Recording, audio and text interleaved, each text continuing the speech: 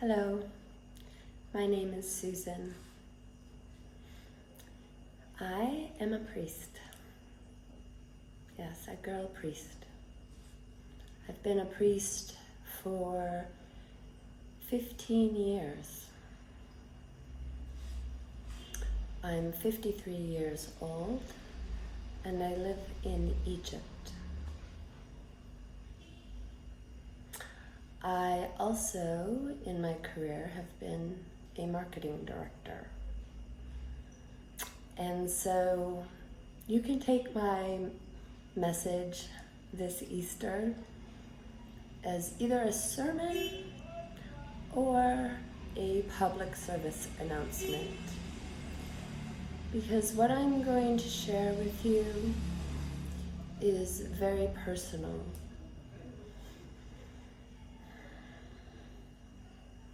And I hope you take heed. So, you need to know a little background about me because it plays into the story, my story. I lost my mother when I was 20, and my father had been disabled pretty much my whole life. So I was on my own. I had family, I had a brother, and I had aunts and uncles and cousins.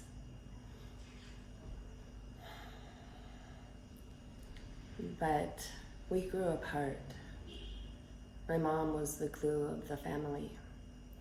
So they did help me in the beginning, and then it was pretty much just me on my own. I tell you this because I'm going to tell you my whole story, and it's nice if you have a little bit of background. So, after I lost my mom, I was a sophomore in college. And when I graduated from Carleton College in 1989, I moved to Boston and lived with an aunt and uncle. This uncle, thankfully, was very smart, and he got me Taekwondo lessons because I grew up in Minnesota, and I did not know the ways of the world. So while I was having my Taekwondo lessons, I met a man named Song. And he became my boyfriend for a couple of years. It turns out at the end of our relationship that he impregnated me twice on purpose. I came to find this out 30 years later, only in the spring of 2018, so very recently.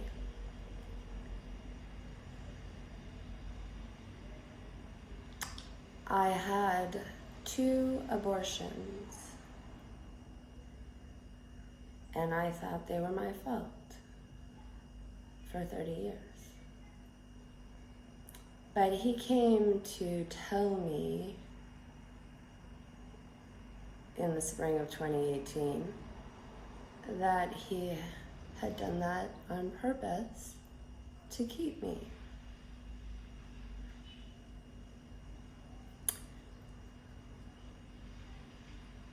And he never asked me to marry him because he thought his father wouldn't approve. So I don't know what his intentions were, but it comes to pass that later another man impregnated me. And I knew the morning after to get the morning after pill ASAP. But it didn't work. Hello, abortion number 3. All of my abortions I caught early, meaning in the 6th week, I had the procedure, okay? Now, you have to understand that this impacted my sexuality. I was disinterested in sex after this, as you can imagine. I also got that shot, Depo-Provera, a number of times. So many things impacted this situation. This is my cat, Nefertiti. She's 5.5 months old. Quiet down. So,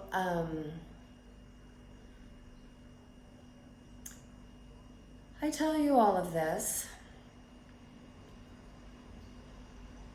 and you have to remember, I was newly orphaned when all of this went down, like 4 years, 5 years, 6 years into it, and I lost half my heart when my mom died.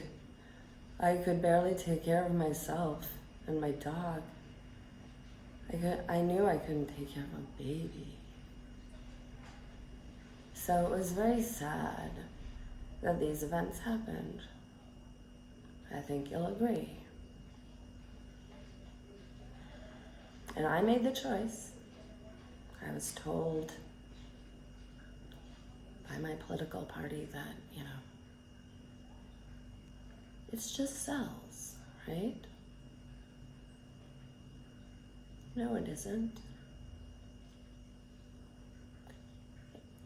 That's a human being. If you let it grow, it will become a human being. It's not just cells. All right, so we're going, whether you agree with me or not, we're going to fast forward to Christmas 2018.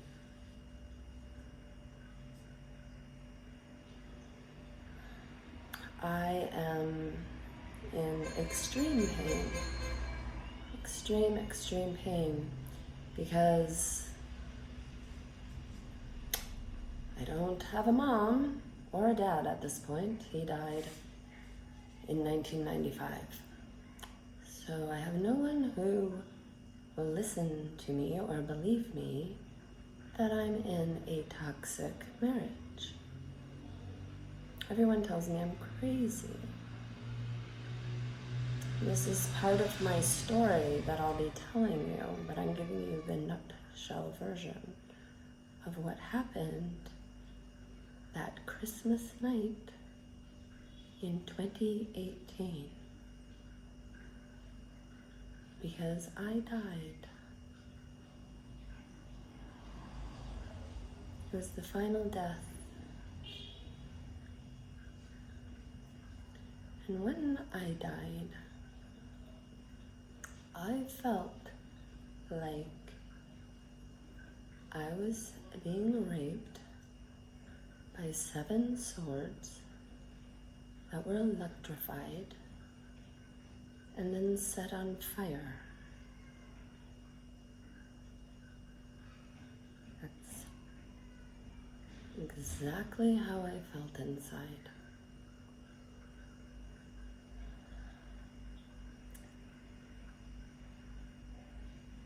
I became nothing but a particle of light. And strangely enough, I passed through an eye of a needle.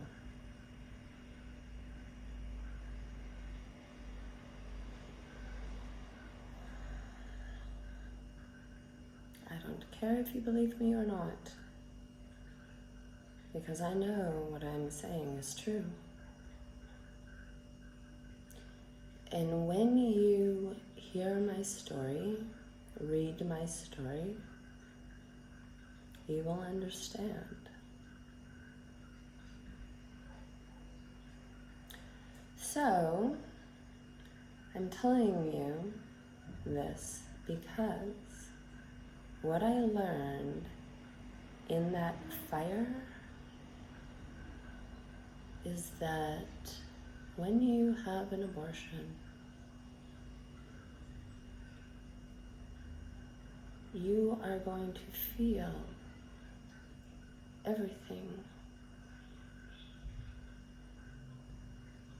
at one point in your life or another. And when you're under duress, all the pain in your cells releases.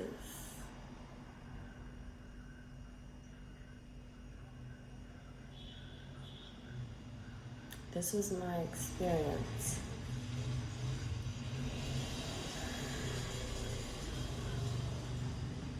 And I'm telling you this as a warning.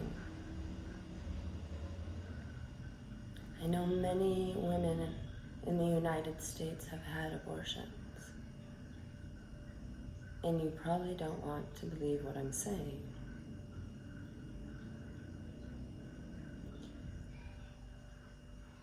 I guess you will find out for yourself. For the girls who are pregnant right now, do not have an abortion. It is a lie. It is a lie. It is a lie.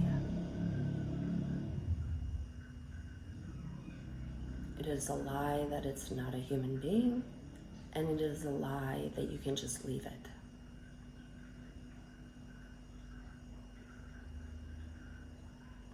You might also want to Google how many women who have abortions get breast cancer. Because the percentage is higher than you would think. There is a correlation. So, ladies, if you don't want extreme, beyond your wildest nightmare pain and breast cancer, I would highly recommend never having an abortion. I had breast cancer in 2011. Surgery and 4 rounds of chemo. I've come to believe that you have to become like 50 before you've gone up enough life stairs to come full circle and be like, oh, now I get it. Oh, now I see. Because you have a 50,000 foot view. We all think we know what's right. Otherwise, we wouldn't do what we do. But I think it's time to look from another perspective. Because the Democrats are liars.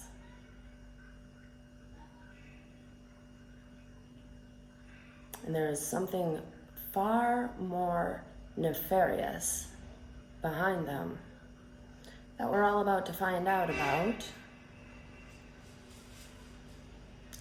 So, if you find yourself pregnant,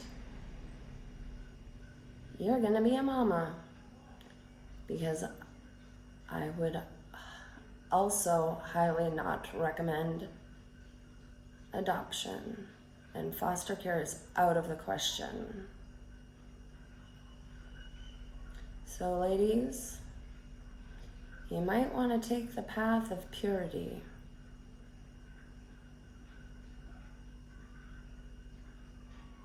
Until you find the one, there's going to be one.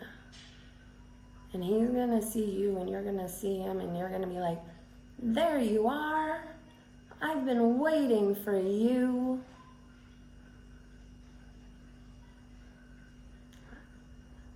That's what I would do. That's what I'm doing.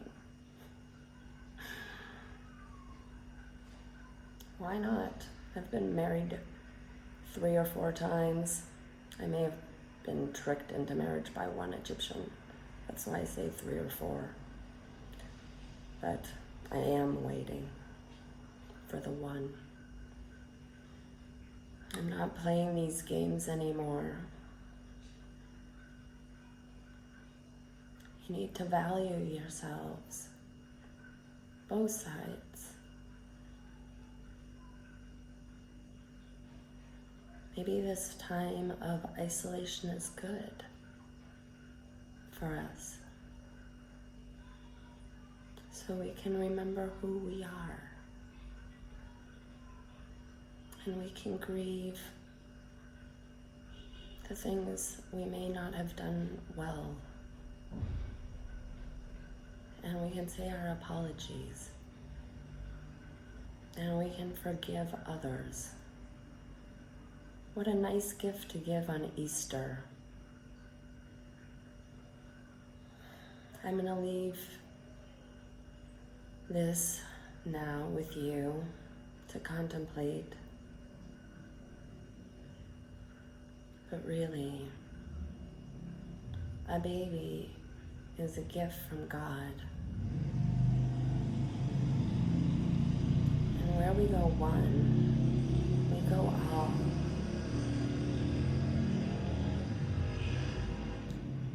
We're all connected.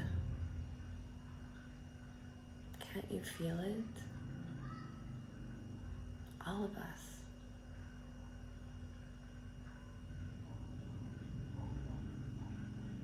God bless you and keep you safe.